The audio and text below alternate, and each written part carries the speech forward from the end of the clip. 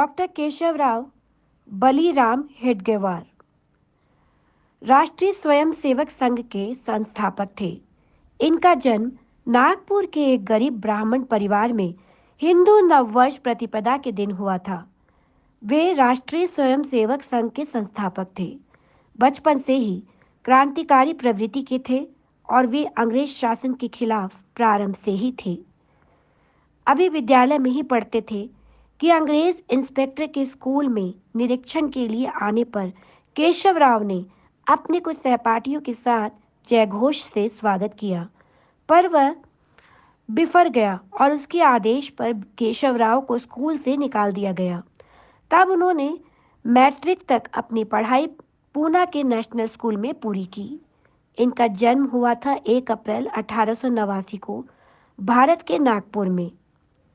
नागपुर संघ कार्यालय में डॉक्टर हेडगेवार की प्रतिमा है। 1910 में जब डॉक्टरी की पढ़ाई के लिए कोलकाता गए तो उस समय वहां देश की नामी क्रांतिकारी संस्था अनुशीलन समिति से जुड़ गए। 1915 में नागपुर लौटने पर वह कांग्रेस में सक्रिय हो गए और कुछ समय में विदर्भ प्रांतीय कांग्रेस के सचिव बन गए।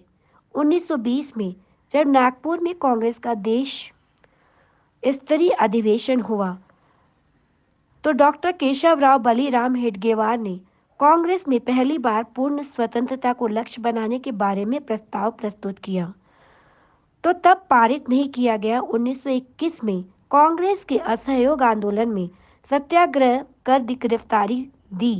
उन्हें 1 वर्ष की जेल हुई। तब तक वह इतने लोकप्रिय हो चुके थे कि उनकी रिहाई पर उनके स्वागत के लिए आयोजित सभा को पंडित मोतीलाल नेहरू और हकीम अजमल खां जैसे दिग्गजों ने संबोधित किया। कांग्रेस में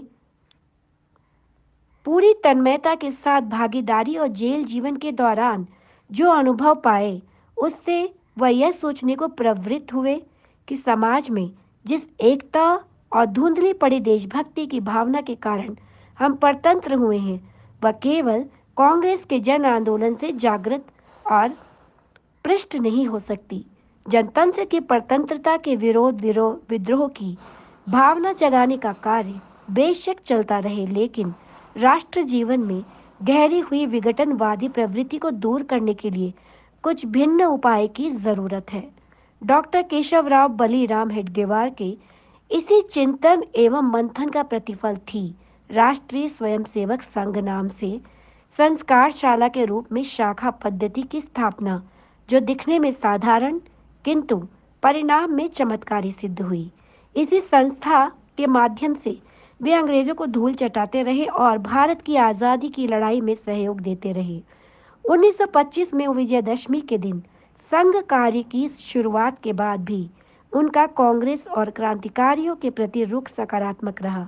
यही कारण था कि दिसंबर 1930 में जब महात्मा गांधी द्वारा नमक कानून विरोधी आंदोलन छेड़ा गया, तो उसमें भी उन्होंने संघ प्रमुख यानी कि संघ चालक की जिम्मेदारी डॉक्टर परांजपे को सौंपकर व्यक्तिगत रूप से अपने 1 दर्जन सहयोगियों के साथ भाग लिया, जिसमें उन्हें 9 माह की कैद हुई। इसी तरह 1929 में जब लाहौर में हुए कांग्रेस अधिवेशन में पूर्व स्वराज का प्रस्ताव के पारित किया गया और 26 जनवरी 1930 को देश भर में तिरंगा फहराने का आह्वान किया, तो डॉक्टर हेडगेवार के निर्देशन पर सभी संघ शाखाओं में 30 जनवरी को तिरंगा फहराकर पूर्ण स्वराज प्राप्ति का संकलन किया गया।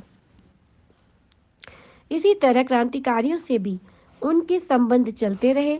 जब 1928 में लाहौर में उप कप्तान सैंडर्स की हत्या के बाद भगत सिंह, राजगुरु और सुखदेव फरार हुए, तो राजगुरु फरारी के दौरान नागपुर में डॉक्टर हेडगेवार के पास पहुंचे थे।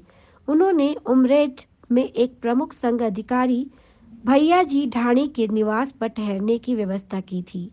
ऐसे युग पुरुष थे डॉक्टर हेडगेवार, डॉक्टर केशवराव बलीराम हेडगेवार, जिनका जून 1940 को निधन हो गया था।